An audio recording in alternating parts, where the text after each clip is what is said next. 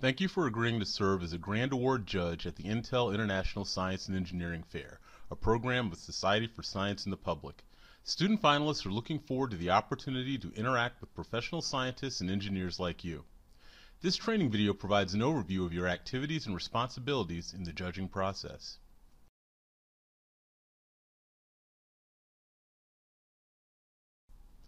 Intel ISEF is the largest pre-college international science and engineering fair in the world, with approximately 1,700 students competing annually. Let's begin with a global look at your responsibilities and activities. Your job as a Grand Award Judge is to assess the quality of the student projects in your category. Tuesday afternoon and evening you will engage in the first steps of this assessment.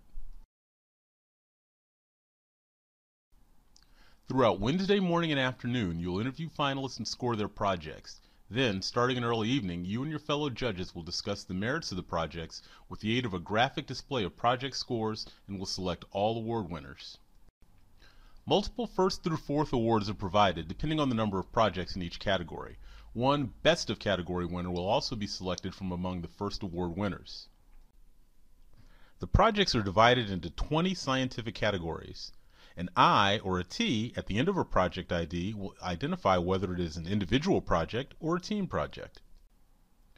Now, let's look at your activities in more detail beginning on Tuesday. At registration, you will be asked to provide identification before being issued a Grand Award Judge name badge, giving you access to all secure judging areas, other essential judging materials, and your personal schedule of the 14 assigned projects you will interview on Wednesday. You can then view the project displays.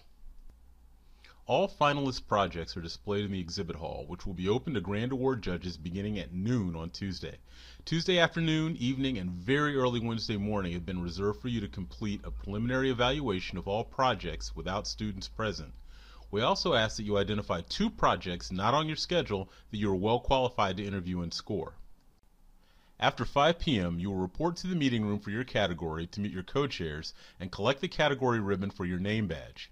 Here, you will also receive category-specific training in all meals. After dinner, an optional special session on the statistical display you will use during deliberations on Wednesday will also be available. After this category meeting, you are encouraged to return to the exhibit hall to continue your preparations for interviews. The exhibit hall will close promptly at 10:30 p.m. After 5 p.m., you will report to the meeting room for your category and meet your co-chairs and collect the category ribbon for your name badge. Here, you will also receive category-specific training in all meals. After this category meeting, you are encouraged to return to the exhibit hall to continue your preparations for interviews. The exhibit hall will close promptly at 10:30 p.m.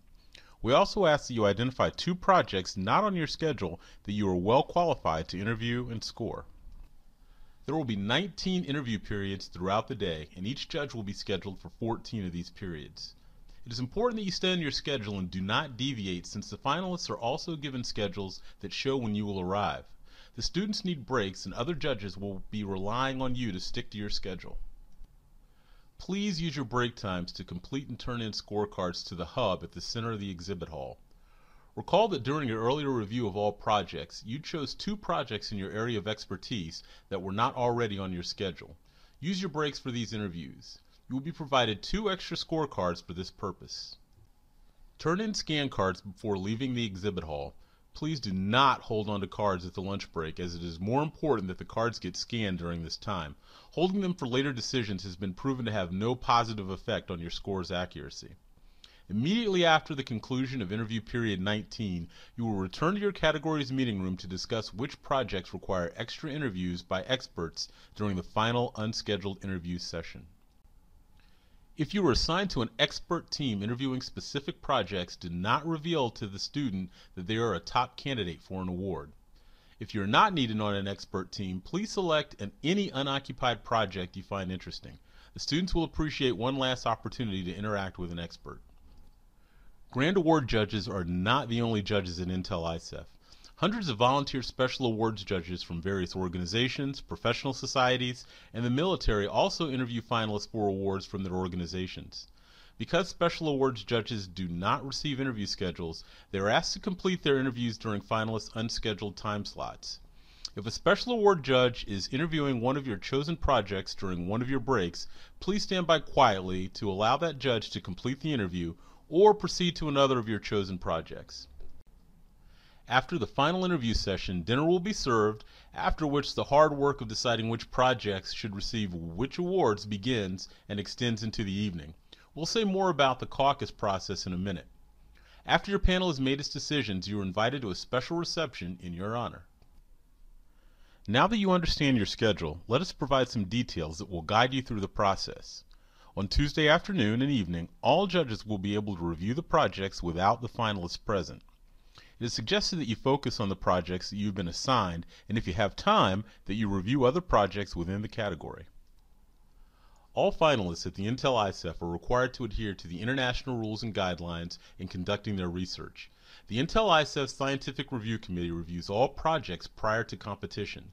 Likewise, the Display and Safety Committee inspects all the project displays to ensure the projects are in compliance and have posted all of the required forms. Understanding these forms will help you prepare for the interviews on Wednesday. There are 4 forms you should look for. First, all projects must display an official abstract summarizing the research. These abstracts will be available online to grant award judges 10 days prior to the start of judging. Copies will also be available at each project booth, though you should not take a hard copy from a finalist booth unless the project will be one of your Wednesday interviews. A registered research institution industrial setting form 1C is required if work was conducted at these settings. This form is completed by the mentor and distinguishes work of the lab from the work the student conducted. A qualified scientist form 2 is displayed if the student received counsel from a mentor or qualified scientist. Students are only judged on research done within a maximum of 12 months of the last 18 months. If this is a multi-year project, Continuation Form 7 must be displayed. This form describes the difference between last year's project and this year's effort. The interview is the key element of the judging process.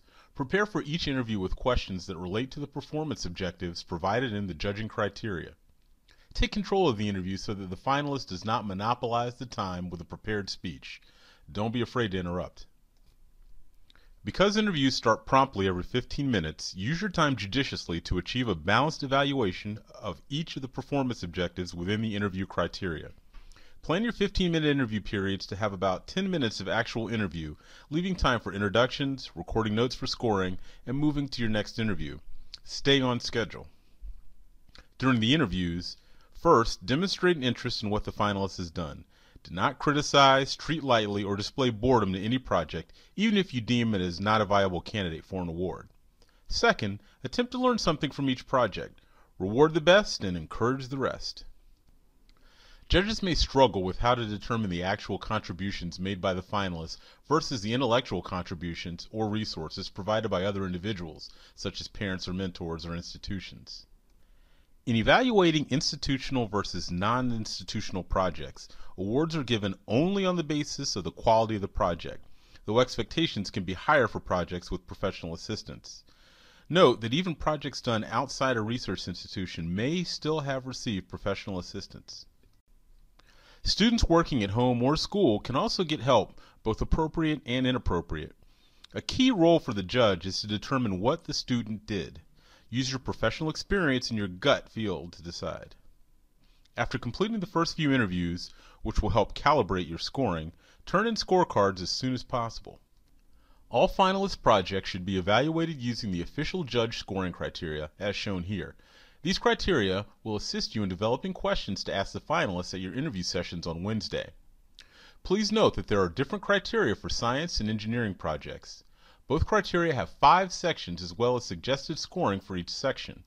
Each section includes performance objectives to consider for evaluation. Both team and individual projects compete directly with each other, and all projects should be judged only on the basis of their quality. Suggested weightings are provided for each criterion that sum to a total score of 100 points. Please take a moment to read through the science criteria.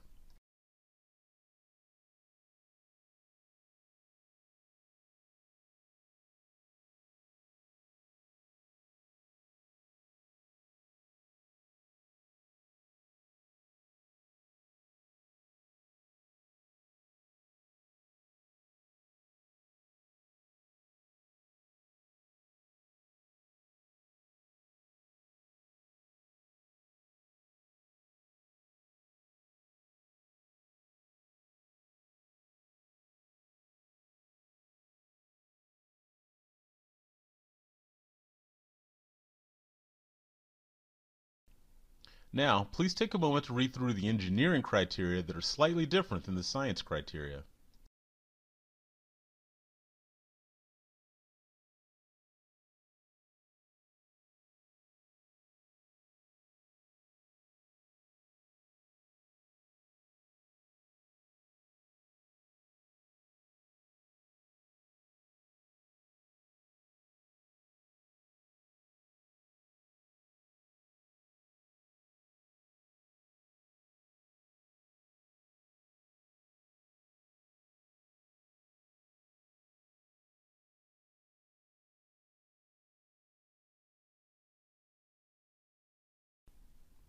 Now, let's look at how you and your fellow judges will make your award decisions.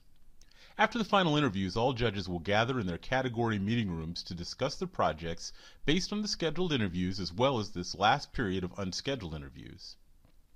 The latter interviews are not scored but are important in the decision process as they will come predominantly from judges who are experts in the project topics.